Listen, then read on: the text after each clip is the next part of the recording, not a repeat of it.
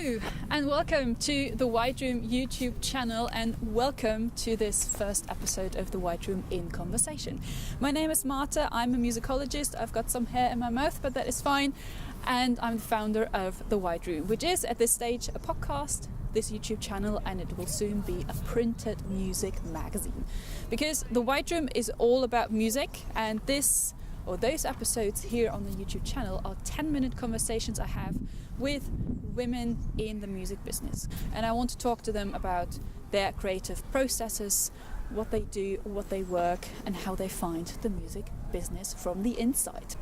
Today we meet Joannah Pax. She is a London-based singer-songwriter, and her music is a mixture of the 1980s classics like Queen and Pink Floyd, a bit of Fleetwood Mac, mixed with folk music from Eastern Europe and Spain. And she suggested that we meet here at Kew Gardens, and I think the first thing we need to clarify is, why is that? So let's go over to meet her. All right, Joannah, thanks for taking the time. We're so lucky with the weather today. It's so sunny, so we can actually sit outside, even though it's January. I think the first thing we have to sort of explain or clarify is we're here at Kew Gardens. Yes, we are. It's such a beautiful place. It is. But why are we here? Oh, I really connect with this place because I connect with nature. I think there is a term for it, which is biophilia, and it's our connectedness with nature and our inherent need to be with nature. So for me, it's all about being connected and the life force that nature gives us. And I have very strong memories related to nature. When I was little, my granny used to take us for long strolls. We used to live by the lake, and my granny took us almost every day for these lovely walks. She used to pick flowers and sell them. She was very entrepreneurial, and she wanted us to have a little bit of colour in the very grey reality we lived in. So that's my first memory, and it's really connected to the greenery, to nature. Also, my parents live by the lake, and the photo shoot that you might have seen in the website was taken there by my sister, who is an amazing photographer. And again, I want to carry this element of life force and nature, and share it with people who listen to my music. That's a wonderful story, actually, having this with your grandma and your parents, and just growing up around nature. And then you moved to London, and obviously there is not nature everywhere. Well, yes, but this is actually a very beautiful place, and I'm really lucky because whenever I want some inspiration, I come here and I create. So that gives me a lot of boost. So nature is also a matter, or is an inspiration for you as a musician, as an artist? Yes, also as a musician, because as I said, it gives me a lot of life, it gives me a lot of energy, and energy is obviously for me, necessary to create, as for every creative person, I guess. But I mean, whenever I think, of nature as an artist, as a musician, I think about my dad. We have our own botanical garden in my hometown in Poland, and my dad used to take us. And when I was 7, CD players were released, so he brought this first CD player and made us listen to REM, Automatic for the People. And all these chord progressions, very melancholic sounds. Is something that stayed with me, and when I started exploring music on my own, consciously, I always remembered my dad and the tunes he gave us. Okay. Before actually talking about these tunes, let's go back to nature once more. Is it just sort of when you're surrounded by nature, it gives you this boost, or is nature also part of your lyrics or your music? So can we actually find nature in your music as well? Yes, I think the songs that I've created recently for my EP, they are a representation of nature in themselves. One is about, it has this vivid, one is called Chains, and it has this vivid imagery of nature in the dark, the forest, dark forest, and it's related to the feeling of escape, maybe. There is a dark lady appearing in the imagery, and it's all taken from this image of the dark forest. When I was taking my dog for walks when I still lived in Poland, I remember I was really scared of the forest, but also really really drawn by it. So it was something very fascinating to me. Okay. I also am wondering, how do you work with inspiration? So what apart from nature inspires you? I guess everything. I mean, any surrounding that I find myself in inspires me. So for example, when I go into a tunnel, you know how in a tunnel a reflection of sound changes? So I hear a sound when I talk to someone, for example, over the phone in a tunnel, and I have an image of a song based on the beat or a sound that is reflected in that tunnel. When I'm on the train, I hear, you know, the beat, the regular rhythm of the train. So that's again something that gives me an idea for a song. But one of the songs I can tell you about is Empire. So the idea came from a word, Empire, which is quite powerful in itself. And also the film Apocalypse Now.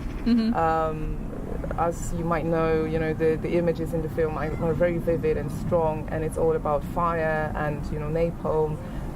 So I tried to carry that into the song as well. And I think, you know, I have this color consistency in me, so everything it revolves around the color green and pink and orange. So the images from that film really spoke to me. Okay. Yeah, okay. I was asking because sometimes I have those moments, as you do. I'm sitting, for example, on a train. I think that's sort of something that inspires a lot of people, like this regular beat of the train. But sometimes also when let's say I see a performance or there's an atmosphere that inspires me, and I can't really pin down what inspires me. True. I just know I feel inspired, but then I don't really know what to do with it, because I really can't. It's not very tangible, is it? I guess. Yeah. And for me, it's the same. But I started to recognize these stimuli, I think, as something that pertains to my emotions. So when I smell something, you know, it's very strong for me as well. I associate that with, you know, it can be either motivational or demotivational. So I guess it comes from the world of our emotions. That's how I perceive it. Let's go to, or talk about the music that inspired you. In the biography you sent me, you were writing that Pink Floyd inspired you and Queen, so the music that your father played to you. And that Freddie Mercury is sort of the inspiration for you up to date. So he's my biggest inspiration, I guess, because I really, again, I connect him with my father. He's a great fan. He's one of the biggest fans I know of Freddie Mercury, and he's got this big picture of Freddie in a crown in his studio, and he, for some reason, he used Freddie Mercury, Queen, Pink Floyd, Led Zeppelin, even Black Sabbath as lullabies for us when we were little. Okay. So at first I was really scared of these sounds. As a toddler, I couldn't really recognize them, obviously. But can be intimidating, right? Like Hammer to Fall, for example, is amazingly intimidating, or Paranoid by you know, Black Sabbath. But when I consciously started exploring music, these sounds really resonated with me, and I think again it's based on memories that I really feel connected to Freddie Mercury, and I feel very emotional towards him for some reason. I think everybody has this artist. I think so. Yeah, it's quite interesting. You mentioned that, because just recently I was reading that the music we hear or we listen to a lot when we are around 5 years old, 4 or 5 years old, sort of stays with us, and very often it's the kind of music that as an adult we still, for me it's the Bee Gees, for example, and so it's the kind of music that nowadays I feel like sort of home in a way. It feels like home. I feel comfort when I look at Freddie, when I listen to him. Well, I feel very comfortable. That's true. It's nice thing to have. Well, you as an artist now, what is your aim as an artist or a singer-songwriter, or even what is your dream? Where do you see yourself at some point? Again, I will use Freddie as a metaphor, because just like me, he was an immigrant. He was born Faro Bulsara, and I think he wanted to recreate himself. And he was a visionary, obviously, and he had this dream where he could give experience to people, very strong experience. That's what I want to do as an artist, connect with my audience in a very emotional way. That's why I have these this imagery of nature, imagery of colours, and it's not only a musical experience, it's also a visual experience. As an artist, I bring plants to my gig, so I want I want people to connect also on this visual level, and I have this dream of, it's a very, very tangible dream actually. I want to collect enough plants through my gig, so it's one plant for every gig. Oh, that's and nice. One day I'm hoping to recreate the forest that I used to live in. Oh, that's such a nice idea. Yes. That's a really nice idea. So I really want to share that with people. Yeah. The feeling of home and comfort, as you said, that we all feel by being surrounded by nature. Yeah. That's what I want to do. That's a really nice I want to bring thing that experience to people, I guess. Yeah. Nice. That's really such a nice idea. Is there a political element to your music? I guess there is, because even, and I probably read that in my biography, it is a social construct that I have in my head, that diversity and freedom is something that I really want to carry in my songs. That's why songs that I'm releasing at the moment are about escaping from chains, and the whole EP is called Chains. And I don't think it's related, maybe it's not related to politics necessarily, maybe it is, but it's definitely about fighting my own demons and fighting my own limitations, I guess, as an artist, as a person. And again, that's an experience that I want to bring, that I want to give to people. You're free, and you can do whatever you want to do as long as it doesn't hurt any other person and inspires them. So you're currently in a band?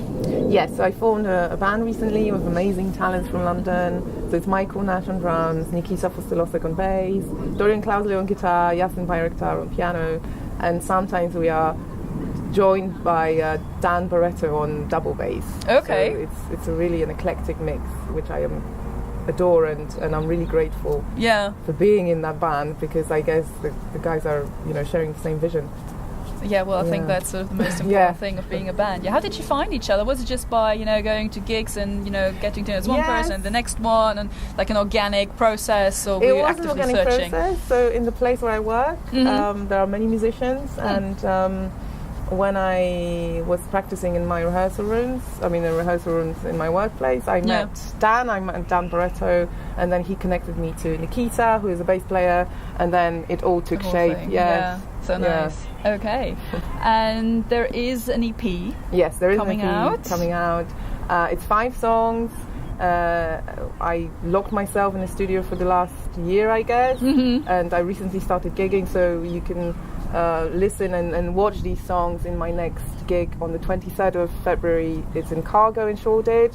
Okay. And we'll advertise that. Yes, and thank you.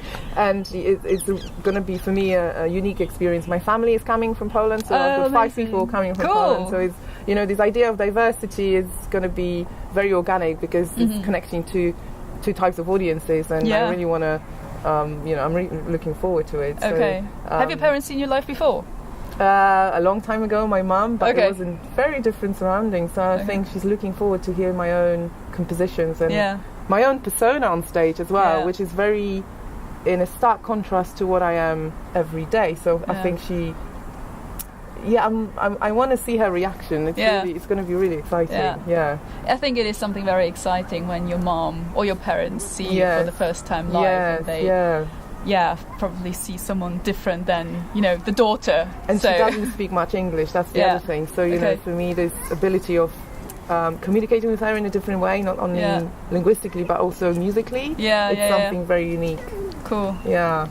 Okay, the EP will be out in April? Yes, between April and June. Okay.